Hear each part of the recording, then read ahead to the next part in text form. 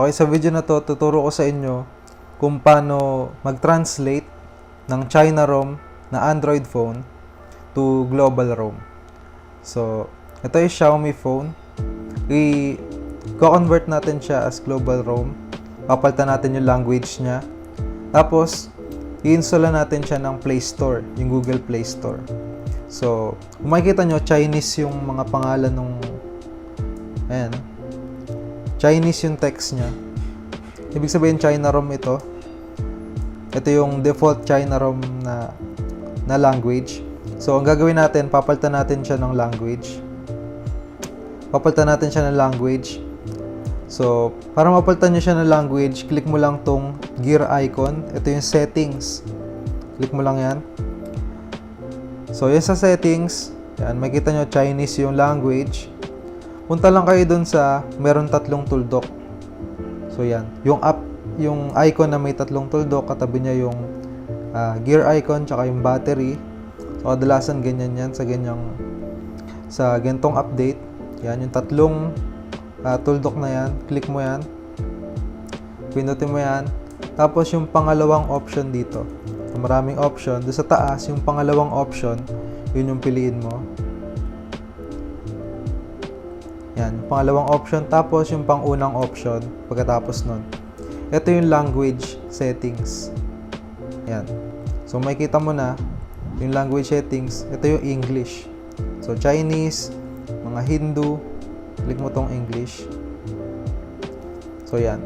Nagpalit na ng language yung Android phone mo. So, makikita mo na yun. Dito yun sa additional settings. Yan. So, nakapagpalit na tayo ng language. Yan. Kung makikita natin, English na yung language ng phone. Yan. So, meron pa rin mga apps na mga Chinese. So, didelete mo lang yung mga apps na Chinese. Yan. Drag mo lang yan sa uninstall. Yan. Uninstall. So, lahat na makikita mong Chinese na apps dito, uninstall mo lang. Uninstall mo lang lahat sila. So, next naman, gagawin natin yung, i-download natin yung Google Play Store dito. Kasi sa China ROM, bawal siya mag-download ng Google Play Store. Hindi pinapayagan ng China apps. Lalo na yung mga China-based na mga phones. Yung mga China ROM. Hindi pinapayagan yun. So, gagawa tayo ng paraan para ma-install yun. So, mag-install muna tayo ng Google. So, para makapag-install ka ng Google, gagamitin mo yung default browser nila. So, ito yun. So, yung default browser nila, default na Chinese. So, ang gagawin mo, pupunta ka sa google.com. Yan natin, Google. Yan. Tapos, mag-search ka ng Google Chrome APK. So, mag-download ka na ng Google Chrome agad. Yan. Download ka na ng Google Chrome. Yan. Yung latest version na yung i-download mo. So, yan. Meron na tayong Google Chrome. Gamit itong default browser. So, kailangan mo ng Google Chrome browser para makapag-download ka ng mga apps dito. So, ang gagawin mo, titingin ka dito sa Google Installer. So, sa Google Installer, kailangan mo ng Google Services Framework, Google Account Management, Google Play Service, Google Calendar Synchronization, at Google Contacts Synchronization. Tapos, yung Google Play Store. So, itong mga to, manually, i-install mo to lahat. Kung hindi gumana yung lahat ng tutorial na napanood mo tungkol dito. So, install mo yung lahat. So, una, Google Services Framework. Ang gagawin mo, punta ka sa Google. Okay. Punta ka dito sa androidappsbox.com. So, dito ko na-download yung mga files na yon. Punta ka lang dito sa search box nila. Ito. Apps or games name. Yan. Search mo yung Google Services Framework. Yan, Google Services Framework, search. Yan, masasearch mo tong Google Services Framework. Click mo lang yan.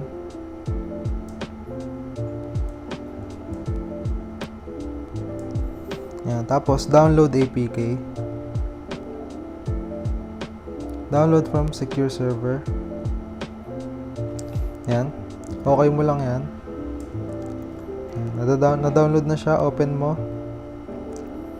Yan, Google Services Framework, install. Install natin. Yan, installing siya. Tapos, yan, successfully installed, done. Tapos, download pa natin yung mga kasunod. So, after nun, check na yan Google Services Framework, Google Account Management naman. So, punta tayo dito. Google. Yan, Google Account Manager. Click mo yan. Download din natin yan. Download APK. Download from secure server. Yan, okay. Yan. Tapos open natin. Google Account Manager installing. Click mo lang to install. Okay. Yan, installed successfully. Done. Tapos, puntahan ulit natin yung search. Search naman natin yung Google Play Service. Google Play Service. Click natin tong search. Yan, Google Play Services. Natin yan. Download natin, APK. Download from secure server. Okay mo. Downloading files. Check natin yung details. Ito na yung mga na-download natin. So, hintayin natin siya ma-download. So, after natin ma-download yung Google Play service, click natin yan. Tapos, install natin siya.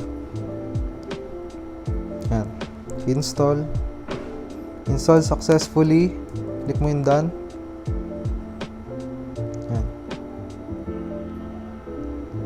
Tapos, hanapin ulit natin yung Google Calendar Synchronization naman.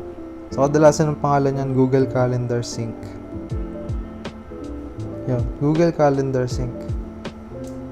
Search. Ito siya, Google Calendar Sync. Isa-isayin lang natin yan. Download APK.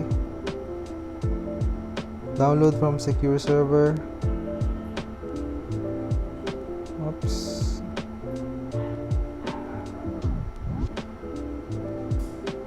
Download. Tong okay. Okay, marami yata tayo na download. Open. Yan, Google Calendar Sync. Install. Done. Okay. Last natin ay yung Google Contact Synchronization Service. Ito. So, Google Contact Sync yan. Ito. Google Contact Sync.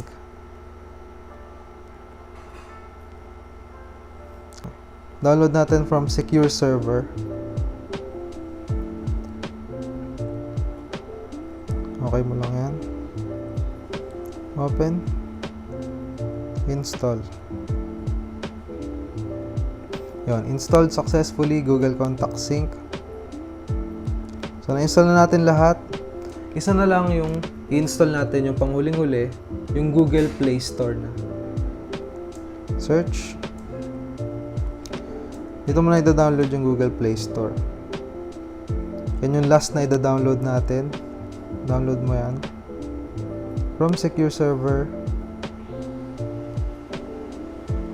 Okay, ito na. May okay. Downloading details. Yan, installed successfully. Click mo itong done. So, titignan natin kung na-install yung Google Play Store. So, yan, meron na po tayong Play Store dito sa mga apps natin. So, bago mo buksan yan, kung merong mga kulang, Minsan kasi hindi nagbubukas yung Play Store. Buksan natin yung Play Store. So, minsan itong sign in, pag kinlik mo, wala lang nangyayari. Hindi lang nagbubukas yan. So, ang gagawin mo, punta ka dito sa APK Pure. APK Pure o kaya up to down. Yan, up to down na apps. Install mo yan. APK Pure na APK o up to down. I-update mo lang yung mga na-download natin. So, punta ka settings. Ito pa yung isang way. Punta ka settings, tapos punta ka dito sa additional settings. Tapos punta ka dito sa privacy. So, may privacy dapat dyan. Tapos, pinutin mo tong special app access. Yan. Install unknown apps. Ito. Yan. Install unknown apps. Hanapin mo lang yung mga Google services natin. Google Play Store. I-allow mo lang lahat. Allow mo lang lahat yan. Click mo. Allow from this source. Ganyan lang gagawin mo. Allow mo lang lahat to. Google Calendar, Google Account Manager, Google Play Service, Google Play Store. Allow mo lang lahat yan. Tapos, update mo lang siya. Kung medyo outdated siya dito, click mo tong up to down or APK Pure. Click mo lang yung update. Kapag sinearch mo yung bawat isang in-install mo. Itong Google Services, Google Account Management, Google Play. I-update mo lang siya. So, click natin tong Play Store. Tignan natin kung gumagana. Yan. Play Store. Click lang natin yung sign in. Makita mo yan, checking info. Tapos, pwede ka na mag-sign in. So, pwede ka na mag-sign in sa Google at pwede ka na makapag-download ng mga apps dito. So, nakapag-download tayo ng Play Store at napalitan na natin yung language settings ng phone natin sa China Room. So, yun lang po. Kung marami kayo natutunan, please subscribe to this channel. Subscribe nyo po yung channel natin.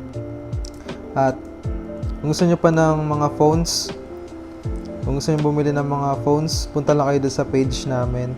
Link in the description. Salamat po sa